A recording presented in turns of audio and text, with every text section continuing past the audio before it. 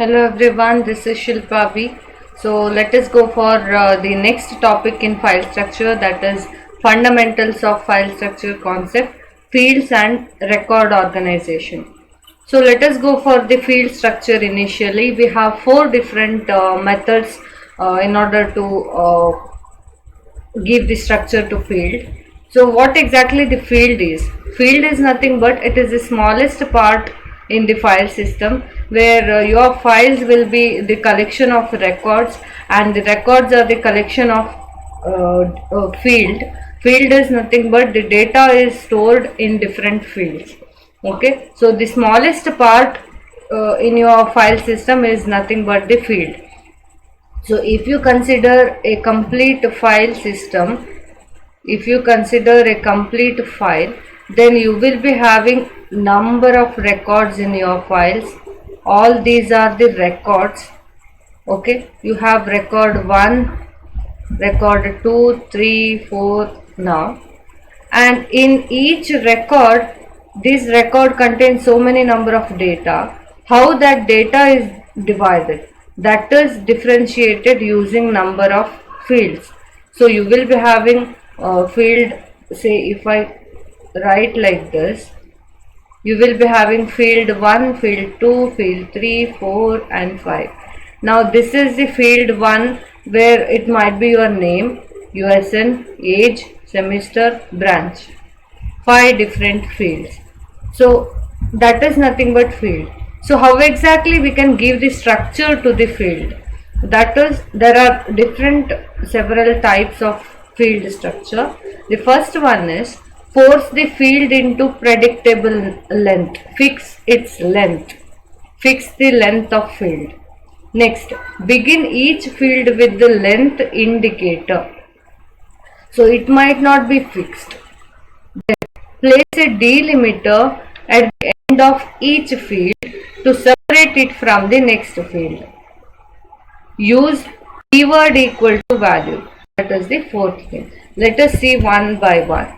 Now, fix the length of field. How exactly we can fix the length of the field? So, if you consider in C programming, okay, in C programming, I have the method called as struct. So I will take struct person, and what I'm going to do is I'll have some of the fields here. I have last name, okay, of about 11 characters. Then I have first name of about 11 characters. Then what else I have is I have address of some 16 characters. Then I have city of some 16 characters. Then I have a state of some 3 characters. Then I have zip code of some 10 characters. This is what given. So now what I am going to have is I have 11 characters, 11 characters, 16 characters, 16 characters, 3 character and 10 character, right? So here if I consider out of this 11 character, one character is given for the last character, that is /0. We are not going to count. So I can tell the size of this structure is nothing but 10 plus 10 plus 15 plus 15 plus 2 plus 9. That is nothing but the size of this particular structure. So total of I have 10 plus 10 plus 15 plus 15 plus 2 plus 9. That is nothing but 61 bytes size of this particular structure. We can write it in C. The same thing if I consider instead of struct, if I write it as class, then I can use it in the C++ program. Okay, in C program we are using structure, the same thing we use in C++ as class. So the size of that particular class will be 61 bytes if I write like this. Okay, so how exactly our output looks like? If I do like this, what is the output of my structure or class? So say I have two records with me, and the outputs will look like this. This is what I have fixed the length of each field. I have fixed the length of field called last. Last is a field, first is a field, address is a field, city is a field, state is a field, and zip is a field. Now I have fixed the field size of last as 11 or 10 character can be stored in that field, right? So I can make it as, so if this is my file and I have the records, say I have two different records with me, and how can I fix it? So the first field is of 11 character length, next field is of 11 character length, the next field is of 16 character length, and next is of 16 character length, next is of 3 character length, next is of 10 character length. Okay, this is of, you can store 11 in the sense last will be last one byte is given for /0. Okay, since we are using character or string, so 10 character can be stored in last. This is the last field, and you have a first field, first name, you can store 10 character. You have a 16 character, 15 character can be stored in address. You can store 15 character in the next one, that is city. You can store 2 characters in the next one, state. You can store 9 characters in zip. Okay, now say I have one record, say ABC, then first name is say PQR. Okay, then address is some MNOP, then city is XYZ, state is AB, then zip is 1 2 3 4. Okay, now what will happen is, when this is my structure, now this is the data whatever I had given. Now if I do like this, I have 10 spaces with me, but I am going to store only 3 different characters. Rest 7 characters are wasted. Here also 7 characters are wasted. Here also so many characters are wasted. Here it is filled with the AB, but here you have wasted some character. All these are the wasting of character. We can call it as wastage of space. So if you are using fixed length of fields, then you will be wasting lots of space. But sometimes what will happen, if my say I have a state with the characters A, B, C. Now what I can do, I can store only the first 2 character in my this thing, because I have fixed it to 2. This I cannot store, right? So that 2 things are the drawbacks. One is wastage of space, and one more thing is we cannot store more than that number of bytes. So that is the drawback of method 1. And in the method 2, what exactly we are going to do is, if we know the size of the particular field, then we can begin each field with the length indicator. Say for example, I have same thing I can take. I have ABC, okay, as the last name, and I have PQR as the first name, and what else we had, MNOP, XYZ, AB, and 1 2 3 4. So I'll take the same thing, MNOP, then XYZ, AB, and 1 2 3 4. These are the different data we have. Now how can I give the structure using method 2?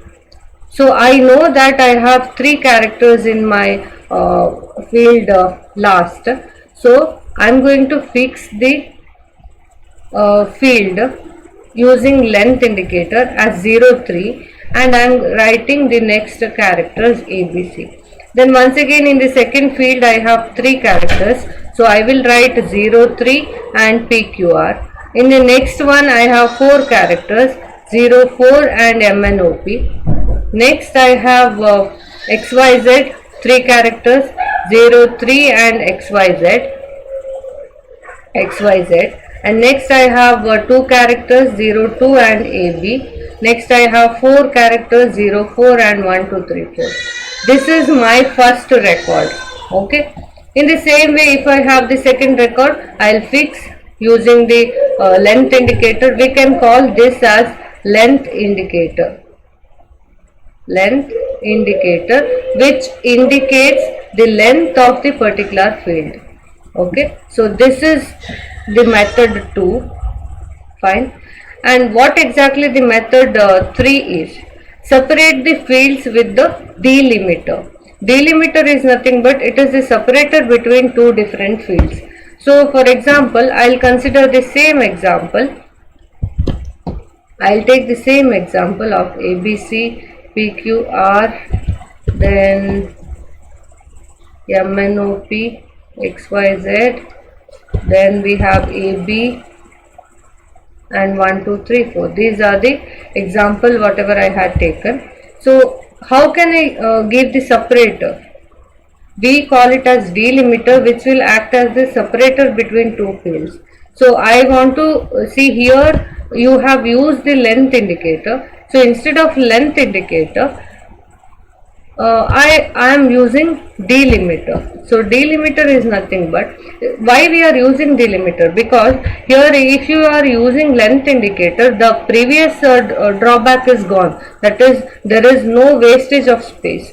But the thing is, if you suppose doesn't know what is the length of your particular field, suppose I don't know what is the last name, I don't know what is the first name, later I am going to enter it in our program. So by that time you cannot use this particular method, because if you initially know the length, then you can fix the length, otherwise you cannot fix the length. So for that purpose we are going to go for the next method. We call it as delimiters.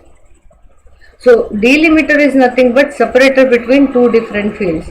So say I have ABC as my first field, then I am going to use a delimiter called pipeline, and then I'll write my next field, use a pipeline, next field, use a pipeline, next field, use the pipeline, next field, use the pipeline, then write the next one.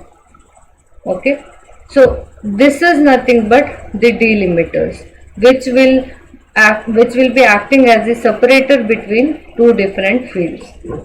So this is the method 3. Now if you doesn't know your length of the field, then also you can go for this particular approach.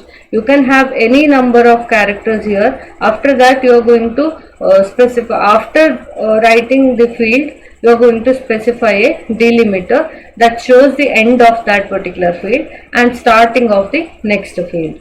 So this is the method 3, and let us see what is method 4. In the method 4, what you are going to do is, let us take the same thing, say ABC, then you have PQR, then you have MNOP, XYZ, then AB, and 1 2 3 4. This is the example. So keyword is equal to value. That is nothing but, now we know that this is the field last, For last name I had given ABC. For first name I had given PQR. Then for the address I had given MNOP, and for which one, city, right? For city I had given XYZ. For state I had given AB, and for zip code I had given 1234, right? So in the method 4, what exactly we are going to do is we are using keyword equal to value expression. So that is nothing but how I am writing is, I'll write last equal to ABC, then a pipeline, then first equal to PQR, then a pipeline, address equal to MNOP, then a pipeline, city equal to XYZ, then a pipeline, then zip equal to 1234, right? This is how you are going to write the contents into the file. So this type of expression we call it as keyword equal to value expression. So this is the fourth method you have for field organization. So these are the four different techniques you have for field organization.